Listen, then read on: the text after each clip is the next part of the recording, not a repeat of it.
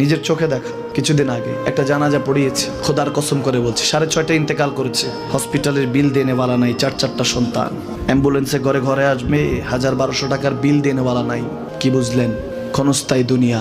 মুমিনের কম থাকলেও আমি বলি, কেউ যদি এসে বলে হুজুর একটু দোয়া করেন, খুব পেরেশানিতে আছি, আমি তার হাত চুমু খেয়ে বলি তোমাকে মোবারকবাদ, আল্লাহ তোমাকে ভালোবাসে। পেরেশানি তো মালিক দেয়, এই জন্য এটা রহমত মুমিনের জন্য। পেরেশানি দেয় যখন ফেরেশতারা বলে আল্লাহ চাইতেছে টাকা পয়সা চাইতেছে, বলে এটা কি? বলে ফাসেক, দে বিদায় কর।